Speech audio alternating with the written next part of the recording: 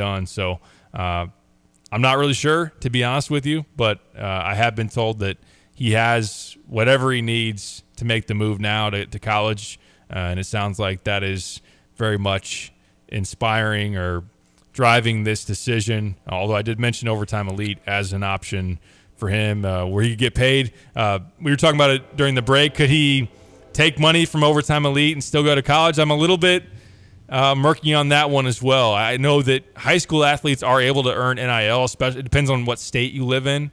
There is still that factored in as well. So I think that's something where maybe he'd just be able to take NIL money and not money directly from Overtime Elite to still maintain college eligibility. But there are guys that just say, I'm not going to go to college. I'm going to go to Overtime Elite, play a year or two, and then be draft eligible. So that is risky in case that he wasn't where he wanted to be on draft boards and those type of things. And that's potential to maybe make a misstep in terms of the development process. Because as of right now, I mean, he was lining up to I'm not going to say he'd be a McDonald's All-American.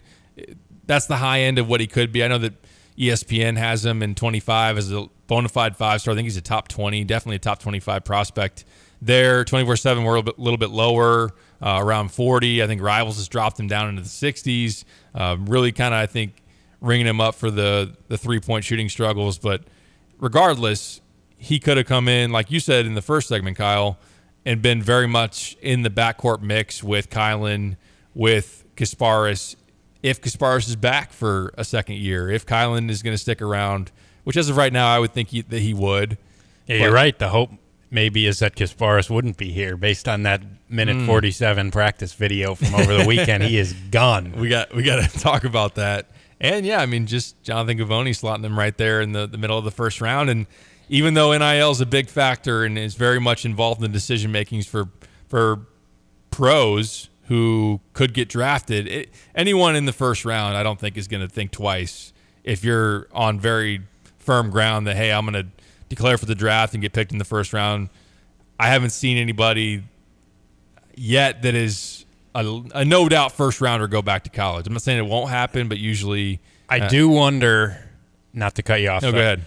I do wonder if we are going to see at some point in the near future a high first-round pick get enough of an NIL package to come back, because we've already seen it in football. Ohio State has done it multiple times now, where they've had first or second-round projected draft picks where now football, obviously, there's more money in football than there is basketball. Mm-hmm.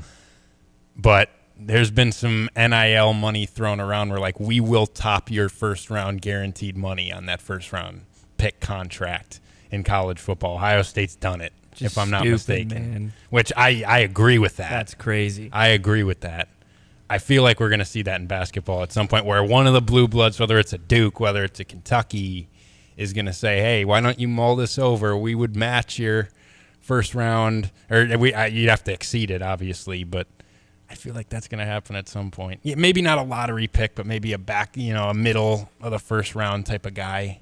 A guy that feels pretty safe to go in the first round. All of a sudden he says, no, I'm coming back because I got $5 million from Kentucky or Arkansas's big donors with Jerry Jones matching the doubling the NIL offer or whatever he's going to do. I feel like that's going to happen at some point. I'm glad you